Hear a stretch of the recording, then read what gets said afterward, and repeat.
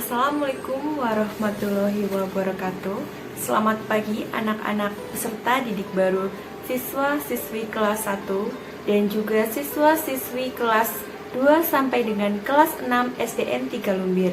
Pada pagi hari ini kita akan melakukan kegiatan MPLS hari ketiga, hari Rabu 14 Juli 2021.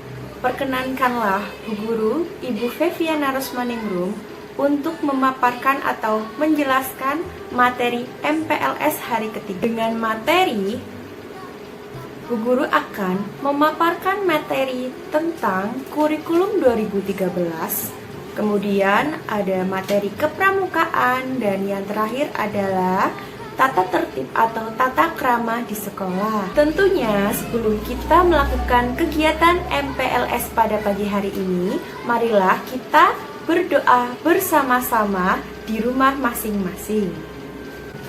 Setelah berdoa, marilah kita mulai. Bu Guru akan mulai menjelaskan materi. Materi MPLS yang pertama pada pagi hari ini, Bu Guru akan menyampaikan tentang kurikulum 2013.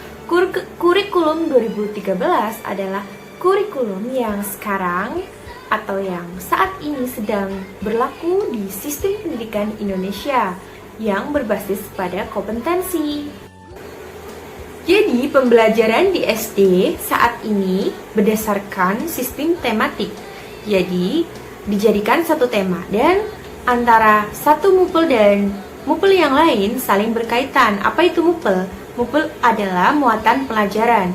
Muatan pelajaran di SD itu meliputi yang pertama adalah pendidikan agama Islam, kemudian matematika, ada IPA, ilmu pengetahuan alam, dan juga IPS, ilmu pengetahuan sosial, dan juga ada PKN, pendidikan kewarganegaraan, ada bahasa Indonesia, dan juga ada PJK, pendidikan jasmani, olahraga, dan kesehatan, dan juga SPDP, seni, budaya, dan prakarya.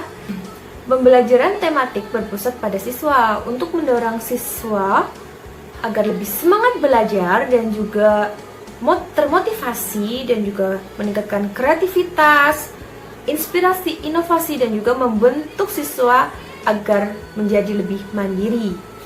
Aspek yang dinilai dalam kurikulum 2013 antara lain adalah pengetahuan, KI 3, keterampilan, KI 4, dan juga sikap dan perilaku.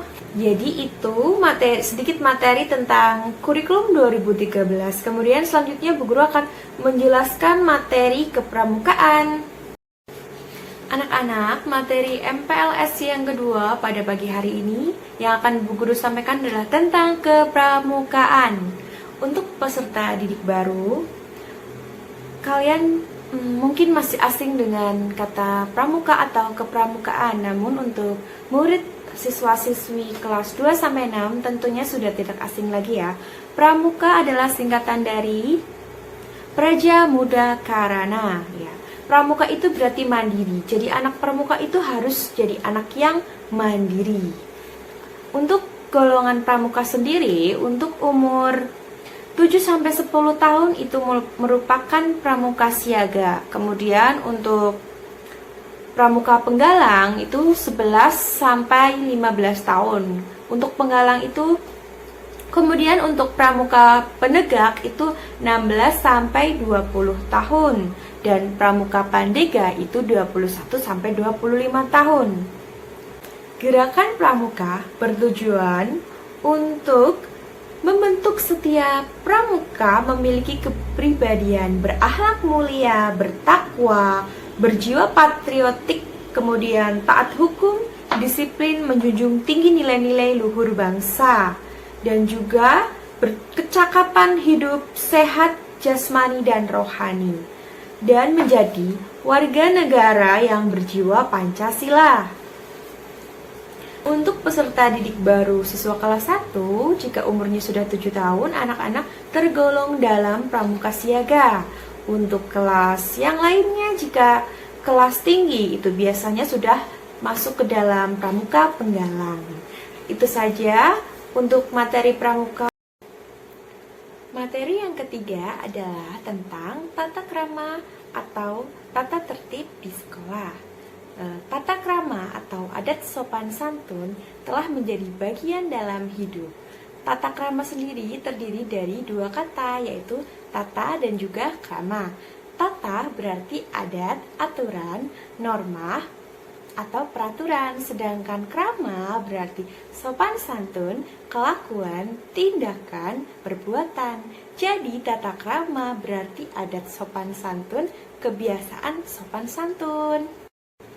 Contoh tata krama, tentunya anak-anak di rumah sudah dilatih oleh orang tua anak-anak. Contohnya, jika menerima pemberian orang lain, anak-anak akan menerimanya dengan tangan kanan, kemudian mengucapkan terima kasih, kemudian aturan makan, minum, berpakaian, dan sebagainya. Dan lama-kelamaan, aturan itu sudah menjadi kebiasaan.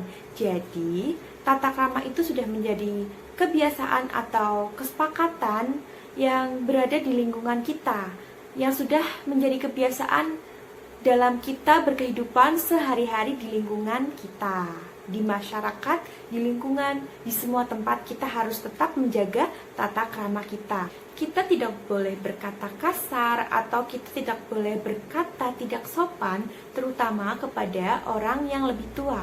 Misalkan di rumah, orang yang lebih tua adalah kakak, kemudian ayah, ibu, kemudian saudara, misalkan paman, bibi, dan lain-lain. Kalau di sekolah ada bu guru, bapak ibu guru, ada kepala sekolah, penjaga sekolah, dan yang lain-lain. Dan juga tetangga kalian yang lebih tua, kita harus menghargainya dan menghormatinya. Kita tidak boleh berkata kasar atau bertindak atau berperilaku tidak sopan kepada orang yang lebih tua dan juga kepada sesama manusia. Tidak hanya orang yang lebih tua saja, tetapi semua orang, teman, kemudian semuanya pokoknya ya. Jadi kepada semua orang kita itu harus punya perilaku yang sopan, harus mengedepankan tata krama. Kita tidak boleh berperilaku tidak sopan atau berkata yang kasar, kemudian yang menyinggung perasaan orang lain. Kita harus sopan ya anak-anak. Kemudian tata tertib di sekolah. Anak-anak sudah paham ya untuk kelas 2 sampai kelas 6, dan Bu Guru akan ingatkan kembali untuk peserta didik baru. Mungkin belum tahu tata tertib di sekolah, dan Bu Guru akan menjelaskan tata tertib di sekolah. Untuk siswa kelas 2 sampai kelas 6, Bu Guru akan jelaskan kembali, mohon disimak baik-baik ya. Tata tertib di sekolah, yang paling utama ya, bel berbunyi jam 7. Anak-anak harus berangkat pagi sebelum jam 7. Lebih baik berangkat pagi daripada berangkat telat. Jika berangkat telat, berarti anak-anak tidak mematuhi peraturan. Berangkatlah pagi, ya. Dan yang kedua, memakai seragam. Anak-anak harus memakai seragam ya. Misalkan pada hari Senin, anak-anak harus memakai seragam merah putih, bertopi, berdasi, memakai sepatu hitam dan juga kaos kaki putih. Kemudian hari Rabu dan seterusnya anak-anak menyesuaikan. Jangan misalkan anak-anak berangkat ke sekolah misalkan hari Sabtu, anak-anak memakai merah putih. Itu artinya tidak menaati peraturan ya. Karena jika hari Sabtu anak-anak adalah memakai baju pramuka. Kemudian anak-anak ketika berbunyi bel, anak-anak harus berbaris di depan kelas, kemudian berbaris yang rapi. Setelah berbaris yang rapi, barulah masuk ke dalam kelas.